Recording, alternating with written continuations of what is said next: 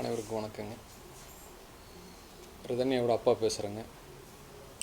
ரிதன்யாவோட வழக்கு திருப்பூர் செஷன்ஸ் கோர்ட்டுக்கு வந்தது. பெயில் அப்ளிகேஷன் போட்டிருந்தாங்க. நாங்கள் அது தடை மனு போட்டிருந்தோம்.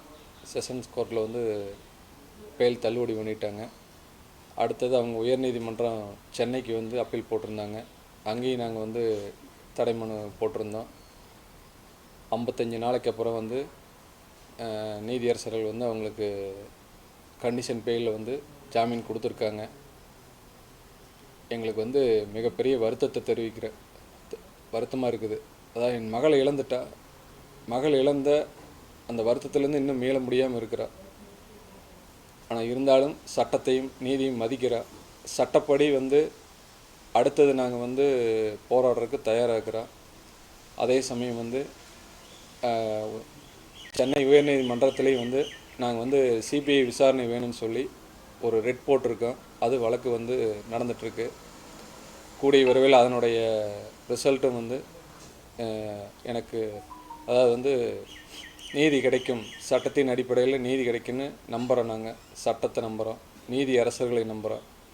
அதே மாதிரி தமிழக அரசையும் நேரில் சந்தித்து மனு கொடுத்துருக்குறோம். அவங்களும் உரிய நம்மளுக்கு நீதி வழங்குறதுக்கு சொல்லி உறுதி கொடுத்துருக்காங்க. கண்டிப்பாக நான் என்னுடைய பெண்ணுக்கு நீதி கிடைக்குன்னு நம்புகிறேன்.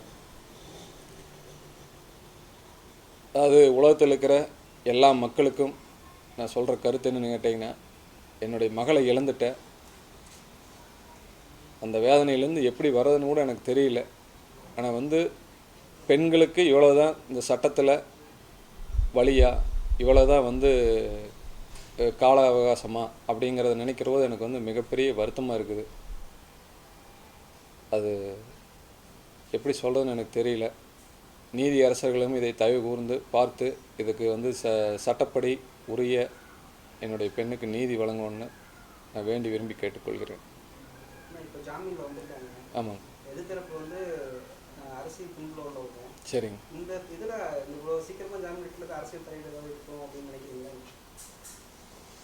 அதாவது சட்டத்தின் முன்னாடி அனைவரும் சமம்னு தான் நான் நம்புகிறேங்க. சட்டத்தை நம்புகிறேன், நீதி அரசுகளையும் நம்புகிறேன். அங்கே அரசியல் பின்புலம் இருக்குதா இல்லையான்னு எனக்கு தெரியல. ஆனால் நீதி அரசர்கள் இதையெல்லாம் தயவு கூர்ந்து பார்த்து சட்டப்படி என்னுடைய பெண்ணுக்கு நீதி கிடைக்கிறதுக்கு உண்டான உரிய நீதியை வழங்கணும்னு நான் கேட்டுக்கிறேங்க.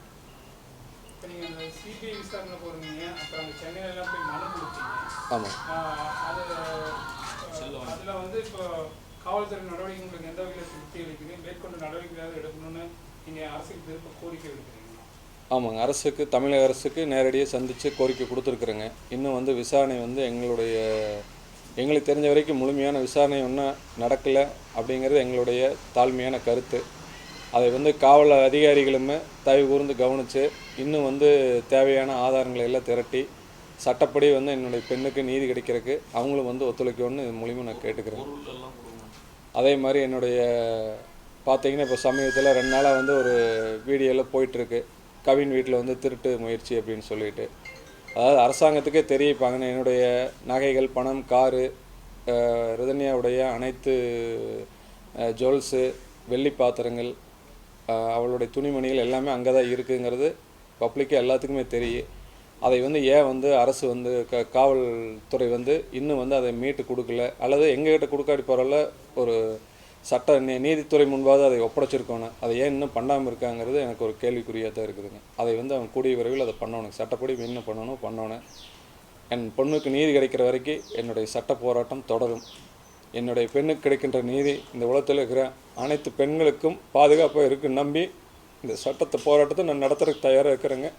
எந்த சூழ்நிலையும் என்னுடைய சட்ட போராட்டம் தொடரும். சட்டத்தை நம்புகிற, நீதி கிடைக்கும் நம்புகிறேன். பிளே ஸ்டோர் மற்றும் ஆப் ஸ்டோரில் இருந்து பாலிமர் செயலியை QR கோடு மூலம் பதிவிறக்கம் செய்யுங்கள். செய்திகளை உடனுக்குடன் பெறுங்கள்.